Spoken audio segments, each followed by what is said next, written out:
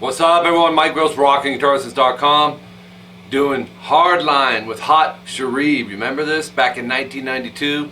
This goes out to my subscriber Brett and student Brett. But before I started, I just have to say, Neil Schon is probably the best guitar player, man. He is just that good. Amazing.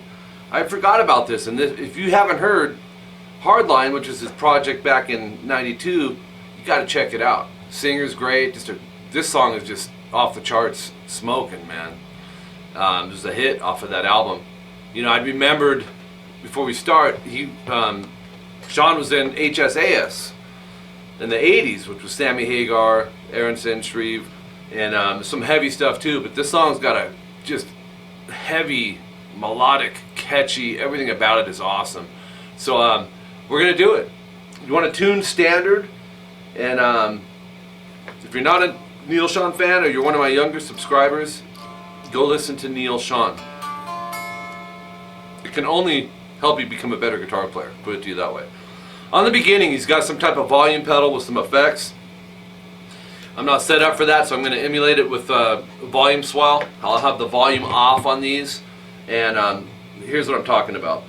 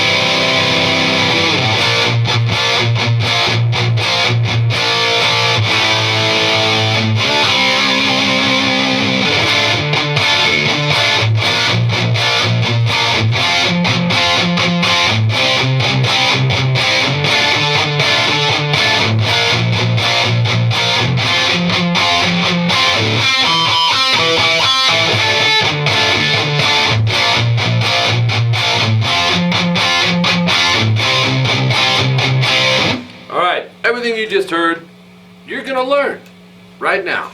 All right? Neil Schon, the man, hands down. You can't argue it, man. He's that good. And Neil still hasn't lost his mojo. As a matter of fact, he said his mojo's higher and better than ever. So check this out: 5, 6, 7. That's from the bottom up. It's a D minor. Hit this open D. Now there's some keys in there, and the keys are kind of a little more dominant. It's holding this D note, but I think this D is consistent through all these chords. So if you're going to do the volume swell, you'd strum the last 4 strings and just slowly bring it up. The next chord is an A sharp major. Basically just go 6, 6, 7 on the last 3, and then strum the last 4 strings. Okay, next one is over here. It's a C, 3, 5, 5, open D. Same 4 strings. Back to the D minor, 5, 6, 7, open. Okay, kind of halfway done here on this part. Start it over. And then we're going to go to C major with the D bass, which is 8, 8, 9, open. This is the G major using a D form, 7-8-7 with the D bass, last 4 strings. Back to the C, 3-5-5 open, and then a G with the D bass, 3-3-4 open. So without the volume swell, you got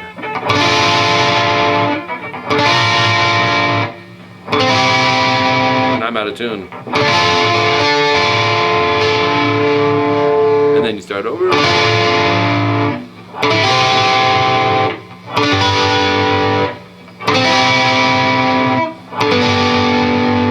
Nice resolve. Okay, then to blat. Open D, 2G, 3B. I would use these fingers. You'll see why. 2 and 4. Hit those DGB once. Hit it again, and then open A. So you'll go. After that open, we're going to go to 1A. Keep this 3rd fret on the B string. That's our D note. And we need the open D and G. So make sure knuckles are coming at a downward angle to where they're not muting any of the strings. So strum that again and go to an open A. And then go 2A, open D, open G, 3B. So this finger doesn't move. Strum it again, and then go open. And then 3rd fret A, 3rd finger, open D, open G, 3B. Okay, so that's.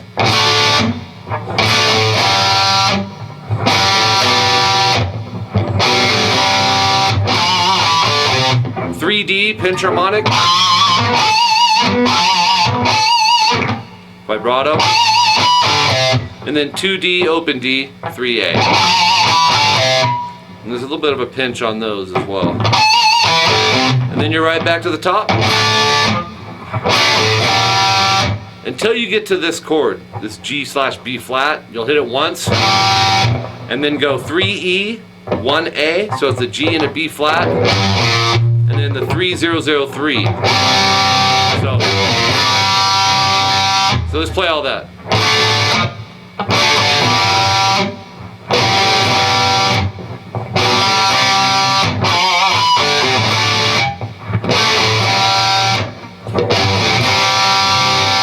Okay, then vocals kick in. So start it over. This time, after the 1-0-0-3, you'll go open A.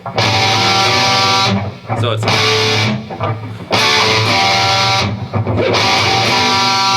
So open, and hit a few of the strings under, the D and the G. If you catch the 3B, fine. Go up to the 1A, and then the 2-0-0-3. That's a walk up.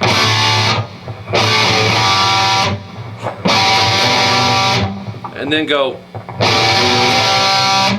1-0-0, 2-0-0, 3-0-0-3. And then. And this time, he's got an A ending and a B ending. We already did the A ending, which is, and this one is B flat. So fret 1 on the A string, pinch, vibrato, and then open A, 3E, and 4 and 1E. There's some pinches on that, nothing too heavy.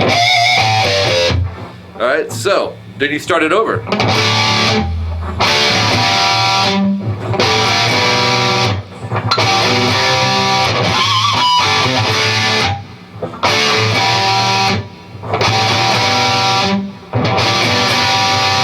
At the end of the second time around, when you get to the C add 9, 3-0-0-3, just strum it. Alright? So, then that'll lead us into this.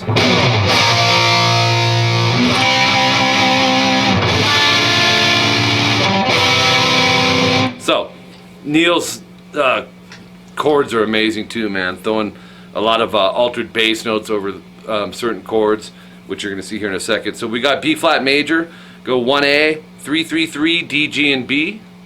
However you want to get those, a lot of people bar them. Actually, I'll slide in. That slide. Let's go up to around fret 17, middle finger. It's not critical, but it's in there. So you hit it, it's going for the effect of the slide. Right when you get right over around the 2nd fret, you'll be in position for this B flat major. Okay, the next chord is a C, and you want to bar the 5th fret, D, G, and B, and throw a vibrato on it.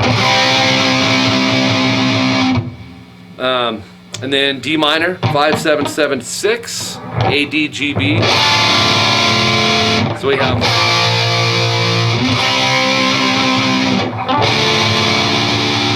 and then a C slash E.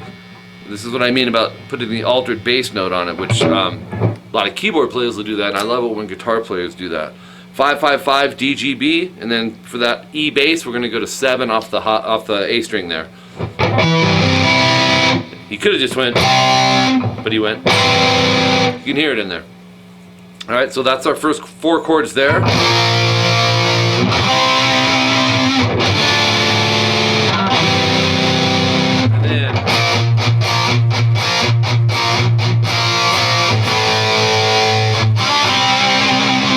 And that's going to lead us into the chorus. So before we get there, B flat major again. Go 1, 1A, 3D, 3G. If you want that 3B in there, you can. Sometimes that's in there and sometimes it's not, but the main focus point will be the root, the 5th, and the octave. So you're going to hit those 3, palm mute off that A string 1st fret twice. That's really kind of the beat of this section, so you'll go 2, 3, 4. 4 times of chord palm mute, without rests. You don't want to go. Keep it consistent. Da, da, da, da, da, da, da, da, da. And then 2 strums on that. Okay?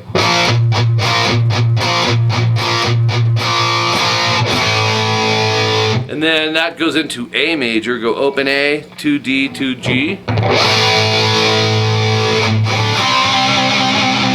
So let it ring.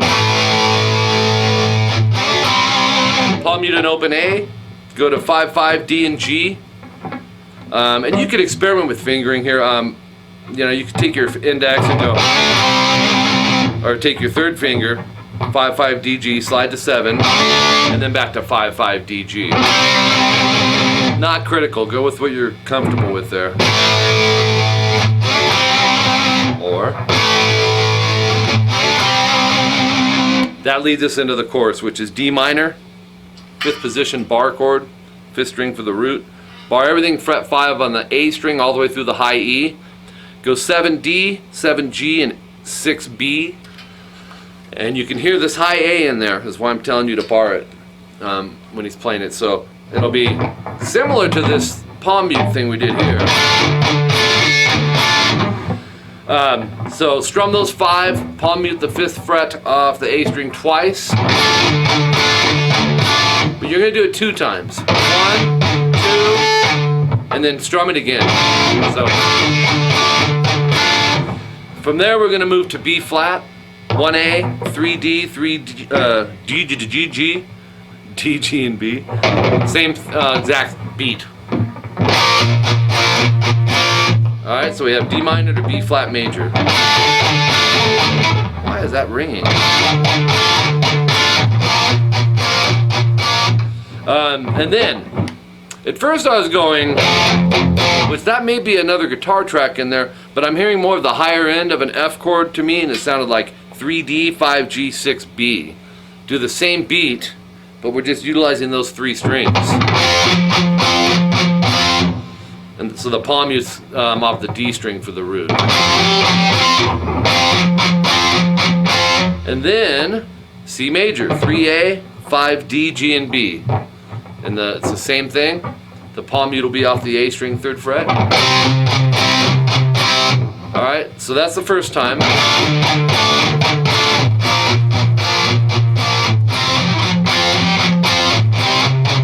Again.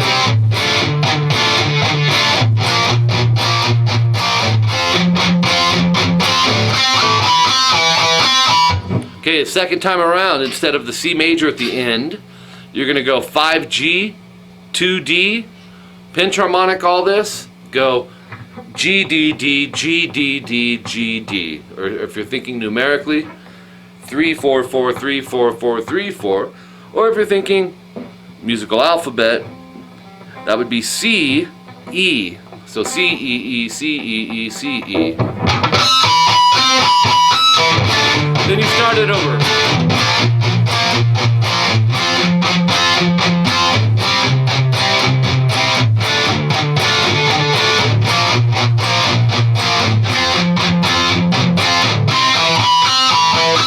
Although I don't think it goes through a second time on that. It's like 1.5 times, and then back into the B flat.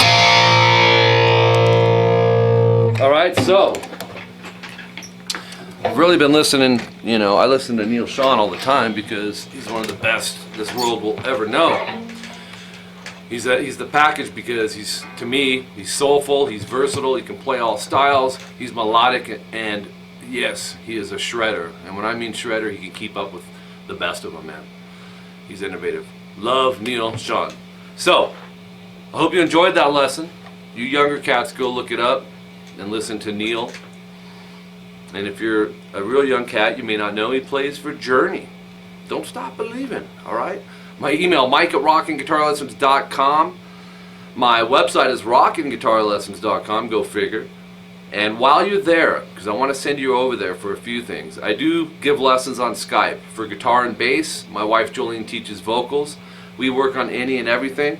The cool thing with Skype is, you know, we set up a time that works conveniently for you as well as me, and we do the same day, same time each week, or bi-weekly, however we end up setting it up. And there's a tutorial on my channel, and the pricings, everything is there for you. So if that's something you're interested in, go check it out. There's some free stuff on the website if you can't afford to join. Mess with some of the stuff on there. Of course, I'd love you to become a member if you can afford to. If not, you got the free stuff here, and go get some more free stuff over there. Free, right? CVT lessons, that's the last, no, that's not the last thing I'm going to talk about, but they're custom video tablature lessons, very detailed, all that information stands for custom video tablature, which is you get a video just in detail, depth, and handwritten tabs, subgrouped, time-stamped, everything sectioned off, scanned, sent to your email. Go read up about it on my website. That's right there next to the Skype lessons. And my last thing is, while you're there, if you don't mind, fill out the contact information that'll keep you in the loop with what's going on with the website, RGO, and you'll be in the newsletter and all that stuff. Your emails don't go anywhere else. They stay right there, and we just send them out in a big storm. Alright, so, and obviously spread the word here on the channel. Feel free to subscribe, request songs that you've always wanted to learn. I put in the extra. I don't like to just do throw-togethers. Not a whole lot of complete songs here, but I put the time in, get these tunings right, and try to represent the way these bands are playing them usually in the recording studio. You may not know this, but a lot of times when bands play live, their tuning changes, and it doesn't usually go up. It usually goes down, and there's reasons for that. Heavier sound, but typically it's for the singer. You know, they're on tour, they're playing a lot, and because I get emails about this a lot. Why do they do that, you know? It's strenuous, man, on your vocals. You got to picture, you know, especially a singer with a higher range. Steve Perry, and I don't know if Journey did it, but a lot of bands do, and it kind of saves their throat, brings it down a half step. Some bands will tune down a whole step. But yeah, I just kind of figured I'd throw that little fun fact out there for you. I'll play this on the intro, or on the outro for you now, starting with the intro. Alright? Now you get to work with these little volume swells, but I'm sure Neil had like a volume pedal that he was using on this, alright? Plus there's tricks in the studio of fading in and all that good stuff. Keep rocking, subscribe, spread the word about Mike Gross and rockinguitarlessons.com and this channel. Get involved. See you guys later.